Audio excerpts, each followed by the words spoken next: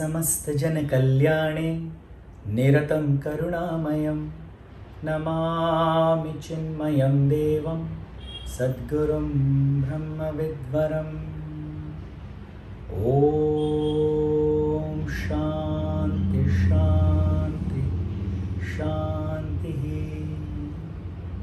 हरिः ॐ श्रीगुरुभ्यो नमः हरिः ॐ Hari Om to one and all. A very good afternoon. Vedānta Jñana Yajña. We are in our 22nd week and the date happens to be 23rd today.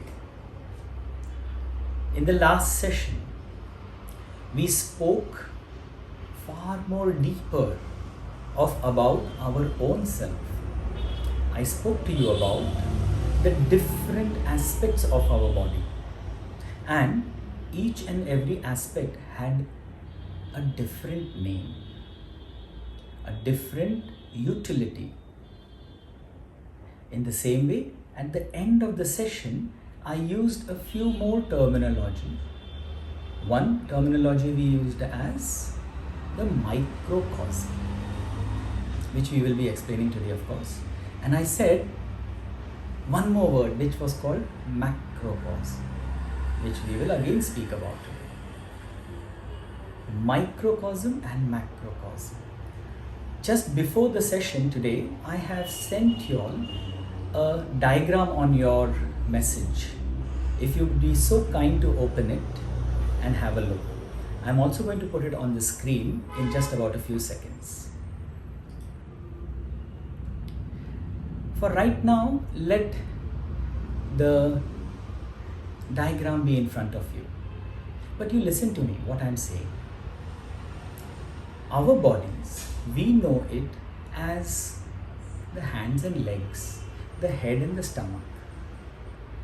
With this knowledge, what we would do in our day-to-day life, we use these hands, legs, head, heart, all these different organs to assist us in this ephemeral world. Don't we? Just to drink some water, my hands go down, it comes to my lip, then as soon as I drink, the throat takes the water down and calmly it goes to the place, the stomach, and slowly it is absorbed by the entire body. The utility. In the beginning, very beginning, when we had started, I had told you two things. That one, we will know Vedanta and also the utility of it in our everyday life. We are just built like that. If we have a very beautiful equipment in our hand and it is so lovely to look at, but if you don't know how to use it, what you would do? You would look at it for some time, oh, it's very nice, and then place it and then forget about it. The utility is not there. Therefore, let our knowledge of Vedanta not be just a beautification knowledge, just a new feather in your cap that you see, we've also studied Vedanta. Vedanta is that knowledge which we have to use in life. In Bhagavad Gita, Krishna says this is the manual of mankind. So, just like the hands and legs are the parts, we explained last time that this body has many more varieties. At this point of time, I would like you all to have a look at the diagram that I have sent. On the screen also we are trying to put the diagram. There it is. At the lowest most part, the widest part, if you see, we have made an angle in that way. And the widest part is called the food sheath. The same food sheath in Sanskrit is called Annamaya Kosha. This Annamaya Kosha, if you just look at the left of it, it's calling itself as the gross body or Sthula Sharira. Right in the beginning I had told you, three bodies. The gross body, the subtle body and the causal body. With this diagram, you will be able to put all these things into perspective. What is gross body? That body which sustains due to the essence of food, the gross. Just look one step up, is called vital air sheath or the pranamaya kosha. Above it, manomaya kosha, the mental sheath. Above it, vijnanamaya kosha, the intellectual sheath. These three sheaths together form the subtle body. Think about it, go back into memory. Subtle body, mind, intellect, together with the memory tape. Remember, coming together as the perceiver, feeler and thinker. That is the subtle body. On the left hand side, just under the subtle body, where what I have written, Sukshma Sharira, the Sanskrit word of it. Now we go slightly more higher, and there it is, the Anandamaya Kosha. Due to space constriction, I have used the English terminology of that, the bliss sheath on the right hand side, and this Anandamaya Kosha is called the causal body. So how many things have we covered over here? 1. The gross, the subtle and the causal body. The Sharira Traya. 3 bodies. Then what else we have covered? We have covered the food sheath, the vital air sheath, mental sheath, intellectual sheath and the bliss sheath. What are these? These are covers. Means kosha, the Pancha Mahakosha. And what are they? They are the 3 stages of awareness. What are this awareness? The 3 stages of awareness. Number 1, the Jagrita Avastha, meaning the waking state. Second, the Swapna Avastha, means the dream state. And finally, the deep sleep state or the Susupshti Avastha. Where is that? The gross body is about Annamaya Kosha, waking state. In the waking state, we utilize what all? We utilize the food sheath, we utilize the vital air sheath, we utilize the mental sheath, and we utilize the intellectual sheath. Isn't it? But when you are in a dream state, what falls away? The physical aspect falls away. The mind and intellect functions most. The body is fallen behind. Therefore, the intellect and the mind is aware and is present in the dream state. But because the physical body is not there, physical limitations are not there. Therefore, the same you who is limited in the waking state to do things, in the dream state you are free to do whatever you feel like in your mind. Many examples have been given before. Next, at the Anandamaya Kosha, at the deep sleep state, not the body, there is no awareness of the body. Second, no awareness of the mind and intellect. Why? You have gone beyond these two. And therefore, there is absolutely no awareness neither of the body nor of the mind and intellect. And also, there is no awareness of the self. You are absolutely in total ignorance. Ignorance meaning, ignorance of what? Ignorance of that ultimate truth, of the self. You are completely unaware of your own self. Then why is it called Anandamaya Kosha? Because the resultant of this detachment that happens unknowingly, you don't want to leave your body behind.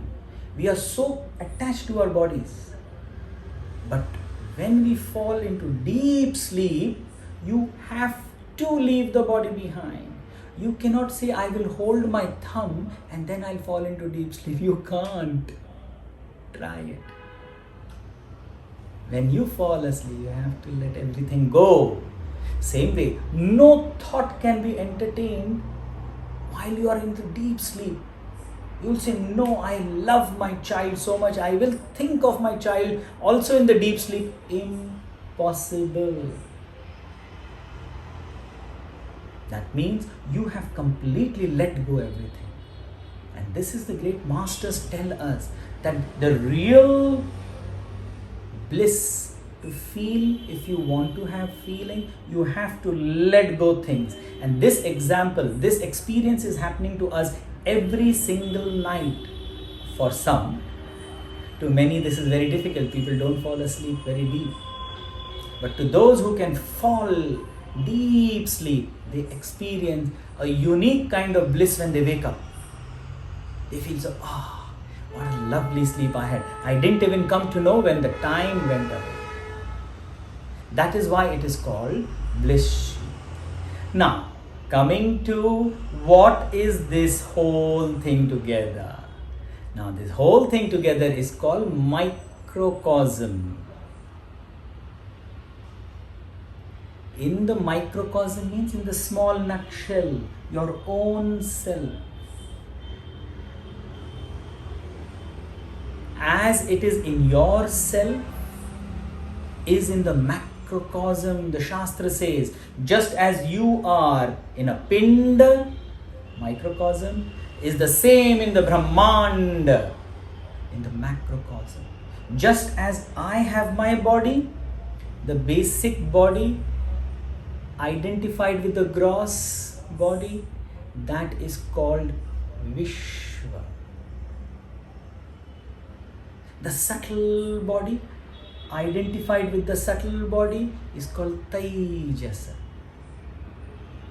And identified with the bliss or the causal body is Prajna. Who is called all this? I myself, the Jiva.